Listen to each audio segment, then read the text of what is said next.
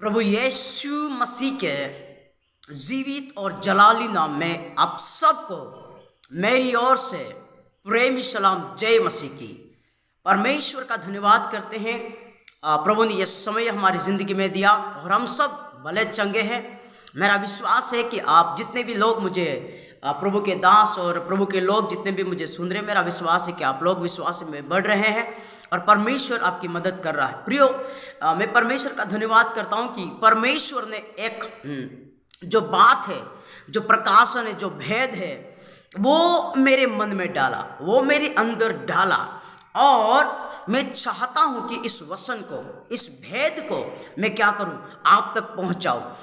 प्रियो, आपसे मेरी विनती है ना, आप लोग इस वीडियो को सुन रहे हैं तो ध्यान से सुने, है ना, मन लगाकर सुने, है ना। वीडियो आगे रखकर आपको एक एक बात पर आपको फोकस करना है, एक एक बात पर आपको ध्यान देना है, क्योंकि आज जो मैं बताने वाला हूं वो आपके लिए फायदेमंद होगा। प्रियो, आपके आत्मिक जीवन में उन्नति का कारण होगा। आप विश्वास में बढ़ेंगे, आप उपवास करने लग जाएंगे। ठीक है, मैं कोई ऐसी ट्रिक नहीं बता रहा हूँ, ठीक है, ऐसी कोई क्या बोल सकते हैं उसको ना, ऐसे कोई ट्रिक नहीं बता रहा हूँ मैं आपको, है ना। मैं ऐसा कोई सूत्र आपको नहीं बता रहा हूँ, मैं सीधे परमेश्वर के कलाम से आपके साथ बात करूंगा। ठीक है, तो आज अगर आप सुनेंगे, अगर आप समर्पण करेंगे, है ना, रिपेंट करेंगे, उसको सरेंडर करेंगे, तो प्रियो मैं आज आपको जरूर आश्वासन देना चाहता हूं कि आप प्रार्थना करेंगे, आप उपवास करेंगे, आप परमेश्वर के वचन को पढ़ेंगे, उसकी उपस्थिति में आप बैठे रहेंगे, आप आराधना में जाओगे, है ना, और परमेश्वर के साथ आप संगति करोगे। ऐसा जो परमेश्वर का कलाम है, वचन है, परमेश्वर है, खुद यीशु मसीह है, वो आपके साथ बातचीत करेगा। तो ध्यान से सुने और आशीष को प्राप्त करें। एक अच्छा कैरेक्टर हमारे सामने है, वचन में लिखा है बाइबल में, जिसका नाम था यूसुफ। यूसुफ के जीवन में बहुत सारी परेशानियां आई, बहुत सारे उतार चढ़ाव आए। आपको अच्छी तरह से मालूम है, यूसुफ को बेच दिया गया और इससे पर झूठे आरोप लगाए गए, है ना, और यूसुफ को एक पोतीफर के घर में रख लिया गया और वहाँ पर भी उसको दोष लगाया गया। वहाँ से निकलकर फिरौन के उस दरबार में, फिरौन के उस कारागृह में, उस बंदीगृह में, उस जेल में उसको पहुँचा दिया गया। लेकिन यूसुफ का कोई दोष नहीं था। यूसुफ परमेश्वर का भय मानता था, परमेश्वर की उपस्थिति में था, इसलिए परमेश्वर उनके लिए मार्ग तैयार कर रहा था। अब ध्यान से सुने, ऐसा हुआ जब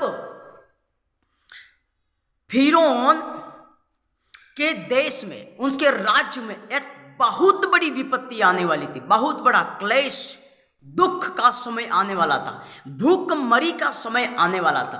तो परमेश्वर ने फिरौन को एक स्वप्न दिया। देखो,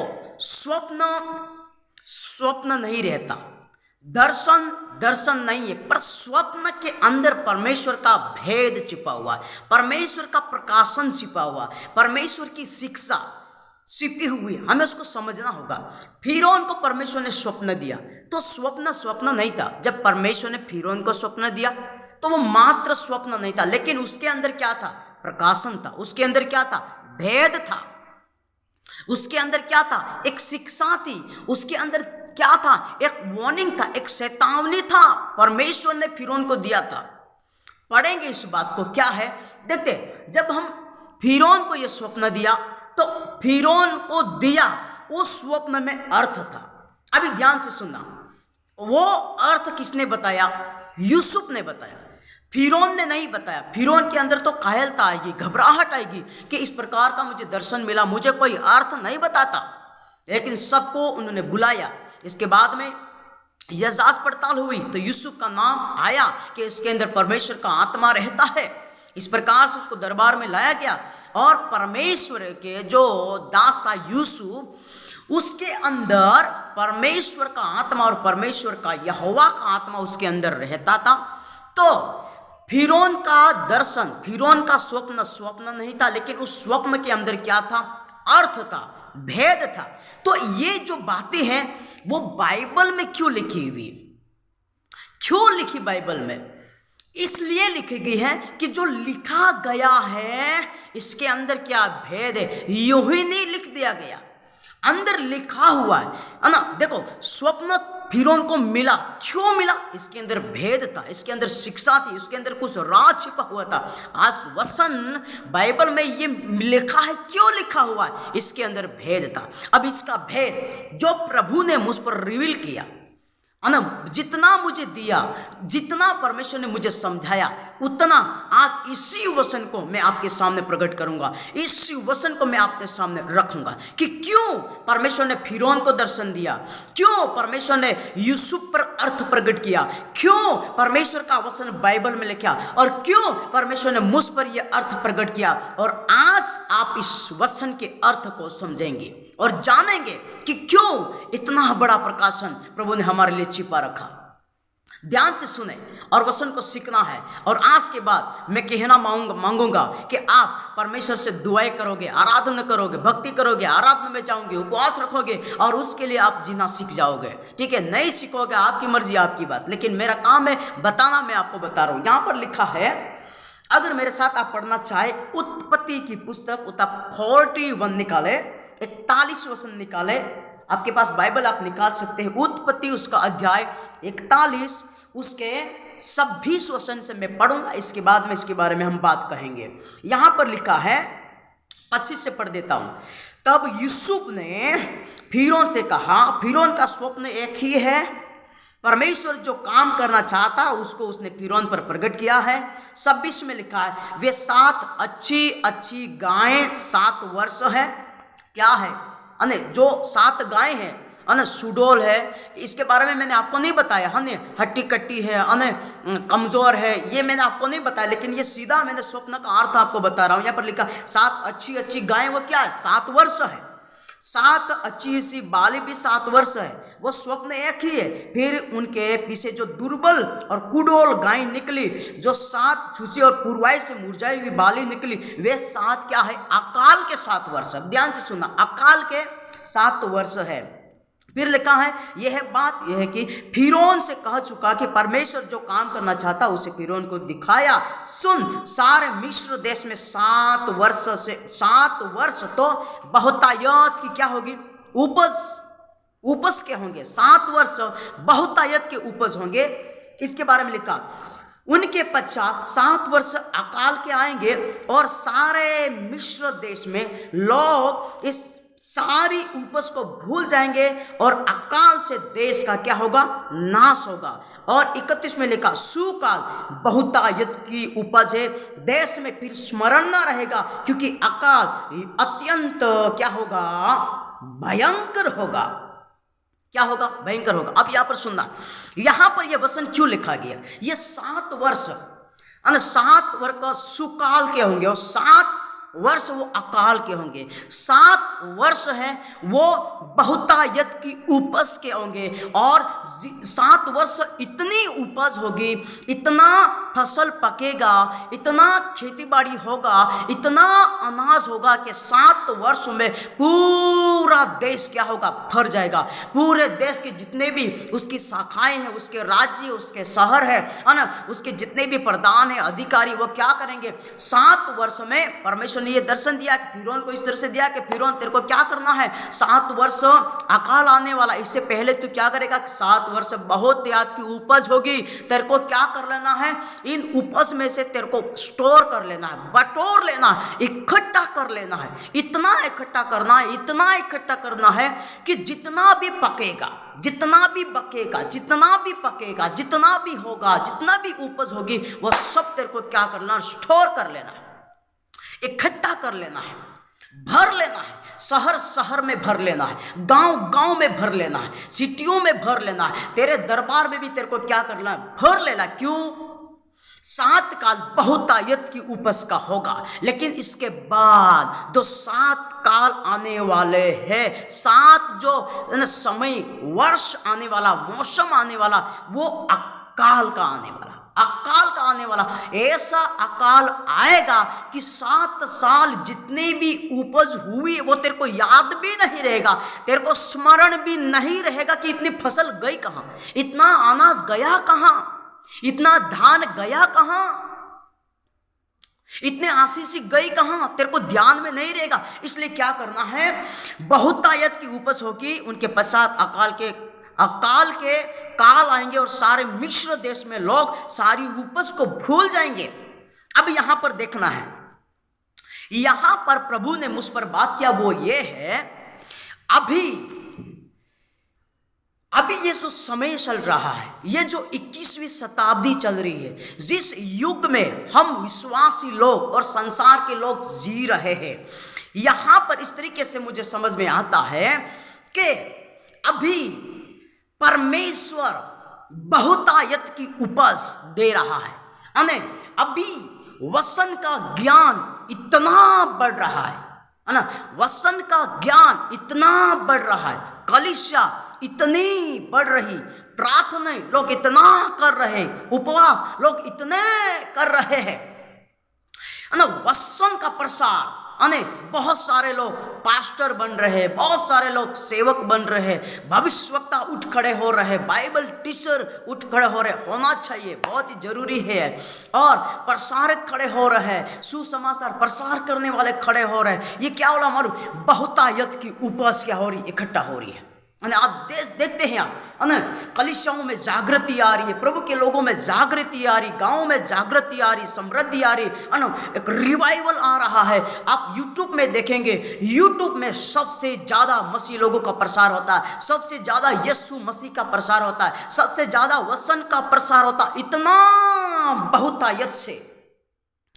कोई माउंटेन प्रेयर हो रही है, कोई 40 दिन का उपवास कर रहा है, कोई 72 घंटा का प्रार्थना कर रहा है, कितनी संगति हो रही है। इंस्टाग्राम पे परमेश्वर का सुसमाचार किया जा रहा है, यूट्यूब पे किया जा रहा है, फेसबुक पे किया जा रहा है, और बहुत सारे हैं जो ऑनलाइन है, मीडिया है, उन सब में क्या है, बहुतायत की आशीष है, बहुतायत की उपज है।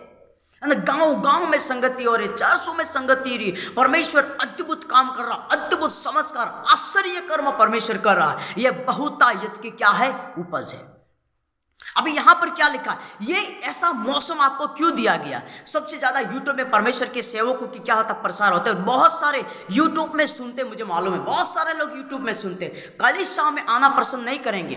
स्थानीय जो प्रभु का दास है उससे प्रसार, उससे जो वचन की सेवका उससे सुना वो पसंद नहीं करेंगे, यूट्यूब में सुनेंगे। और कोई गलत नहीं है, सुनना कोई गलत नहीं है, सुनो, लेकिन फिजिकली चर्च होना बहुत जरूरी है, फिजिकली संगति होना बहुत जरूरी है। जो कलीसिया जहां पर आपका सेवक है, पास्टर है, प्रभु का दास है, जिस कलीसिया में आप जाते हैं वहां पर जाना बहुत जरूरी है, बहुत जरूरी है। तो यहां पर लिखा है बहुतायत की उपज हो रही है। अभी लिखा है कि ये उपज क्यों हो रही है, ये संदेश की वक्ताएं क्यों हो रही है, ये चमत्कार, ये छुटकारा, ये रिवाइवल क्यों आया, क्यों आ रहा है मालूम, कि हमें क्या करना है मालूम, हमें ये करना, हमें स्टोर कर लेना है, जितना खा सकते हैं, जितना ले सकते हैं, जितना ग्रहण कर सकते हैं, जितना इकट्ठा कर सकते हैं आप करो, जितना सीखना चाहिए आप करो, जितना प्रभु की उपस्थिति में बैठना चाहिए आप करो, क्योंकि ये समय है बहुतायत का, ये समय है आशीष का, ये समय है परमेश्वर के ज्ञान के बढ़ने का। जब ज्ञान होगा तो आप लोग बस जाएंगे। होशे की पुस्तक में लिखा है, मेरा ज्ञान न होने के कारण मेरी प्रजा नाश होगी। और ज्ञान कौन है, जीसस, यीशु मसीह परमेश्वर का ज्ञान है, उसको सीखो, उसको लो, उसको भरो। कुलुस्सी का 3:16 में लिखा है, परमेश्वर यीशु मसीह जो वचन है ना, मसीह यीशु का जो वचन है उसको अधिकाई से आपके हृदय में बसने दो, अधिकाई से स्टोर करो उसको। यहां पर लिखा है ना कि लिखा है, किधर लिखा है, वचन पढ़ेंगे हम, 35 वचन में लिखा है, देखो, वे इन अच्छे वर्षों में है ना सब प्रकार की भोजन वस्तु इकट्ठा करे, नगर नगर में भंडार, घर भोजन के लिए फिरौन के वश में करके उसकी रक्षा करे।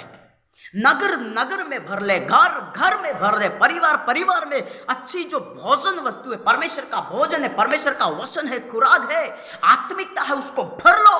क्योंकि जो समय इसके बाद आने वाला है वह बहुत ही भयंकर और खतरनाक समय है। सुने, आज लोगों के पास वचन सुनने के लिए समय नहीं है।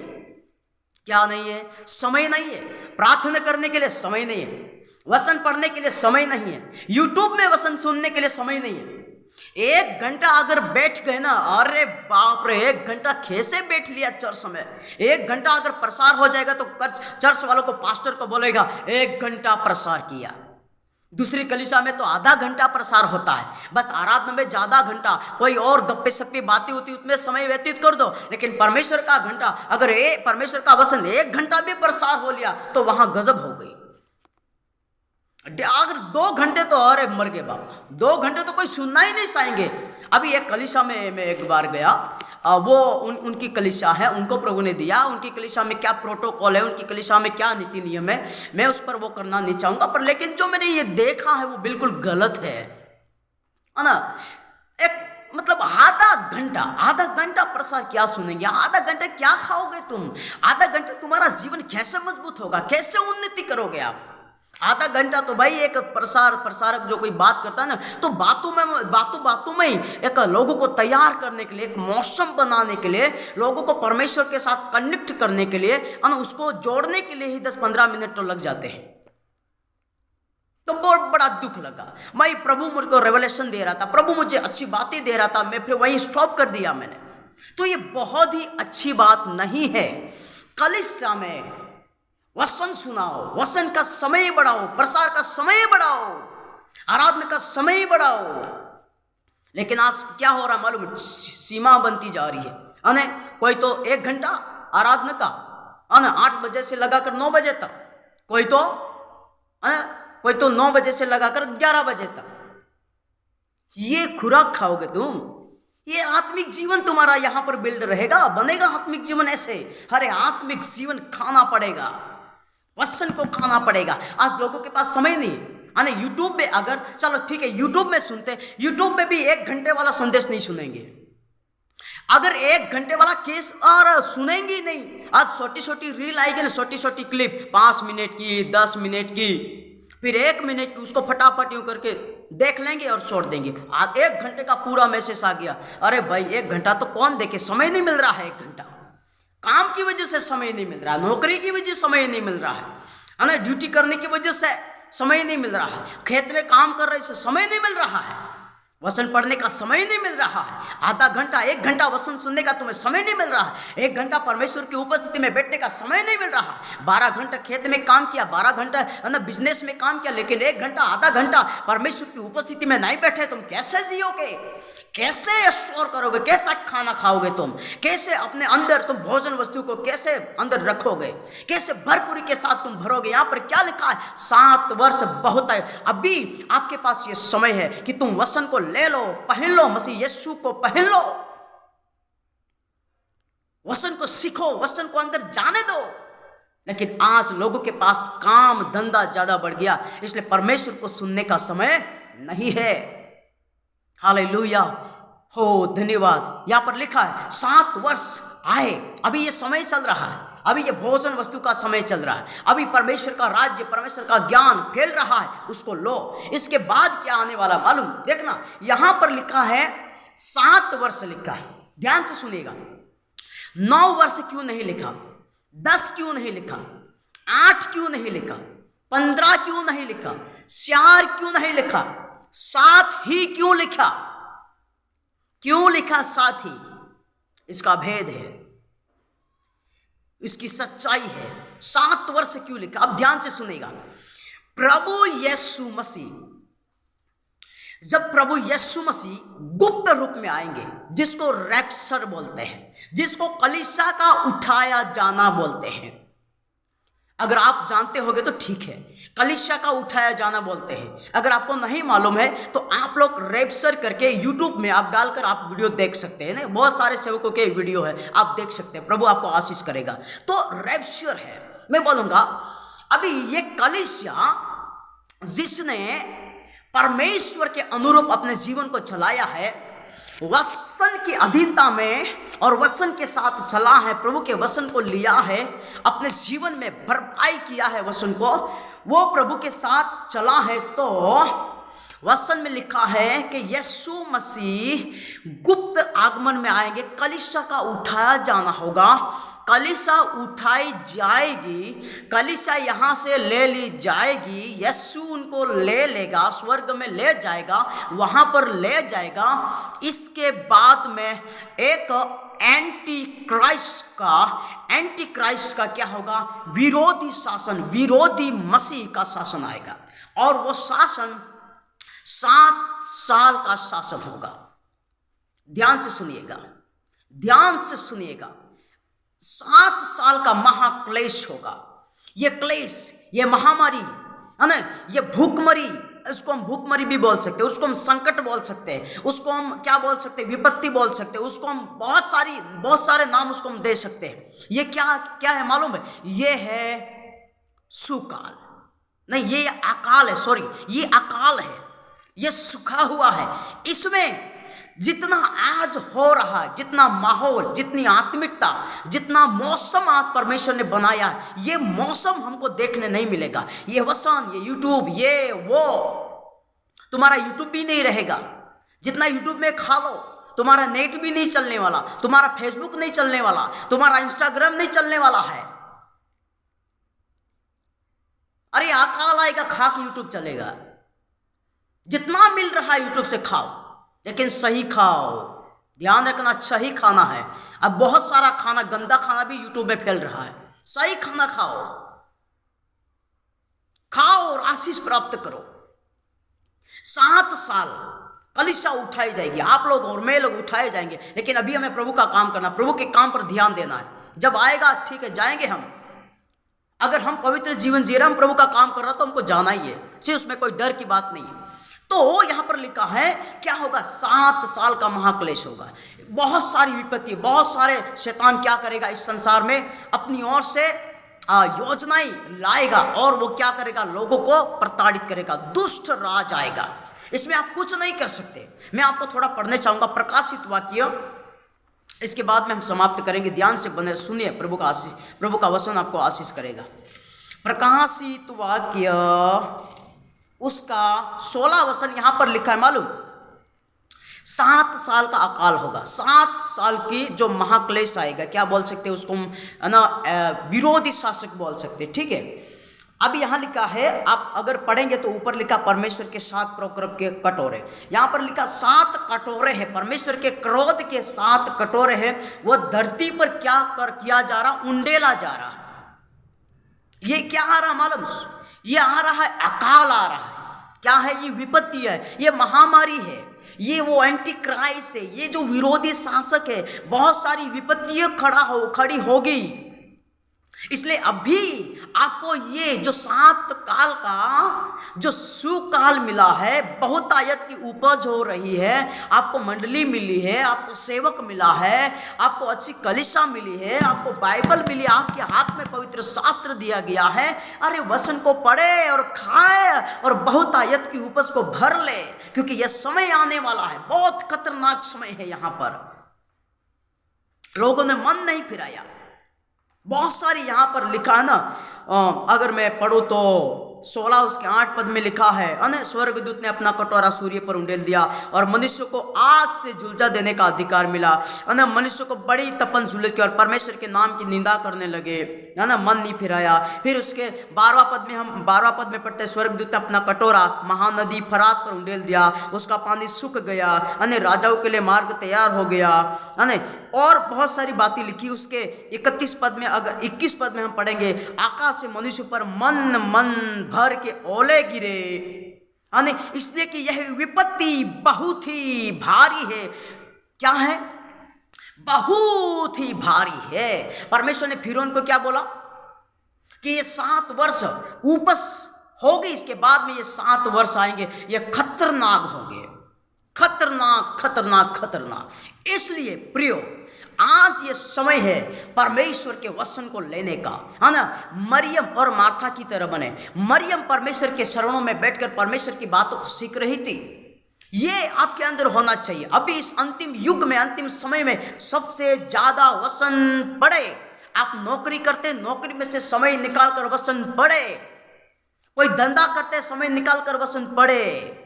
कोई बिजनेस करते वचन निकाल कर पढ़े। अगर कोई सेवकाई भी कर रहे, सेवकाई का समय निकाल कर क्या करे, सेवकाई करते उसमें से समय निकाल कर अपने पर्सनल व्यक्तिगत जीवन के लिए वचन पढ़े, व्यक्तिगत जीवन के लिए। हालेलुया। कितना आप स्टोर कर रहे, कितना आप खा रहे, कितना आप भरपाई ले रहे, कितना आप परिवार को खिला रहे, कितने जवान जवानी को दे रहे, ये आप पर डिपेंड है। अगर नहीं करोगे इसका दंड आपको भुगतना पड़ेगा, इसका दंड इन लोगों को भुगतना पड़ेगा, इसका दंड ये जो लोग हैं संसार के उनको भुगतना पड़ेगा। जो परमेश्वर का अभी क्या है, अभी सुकाल है, अभी आज़ादी है ना। अभी कलीसिया में अभी आज़ादी, रिवाइवल आ रहा है। परमेश्वर अपने दासों को खड़ा करके एक बड़ी बड़ी बातें, बड़े प्रकाशन, भेद, ना बड़े रेवलेशन परमेश्वर प्रकट कर रहा है। सुनो, सीखो और आत्मिक उन्नति में आगे बढ़ो। प्रार्थना करो, 15 मिनट कर रहे तो 30 मिनट करो, 30 मिनट करो तो 1 घंटा बढ़ा दो, 1 घंटा करो 1.5 घंटा करो।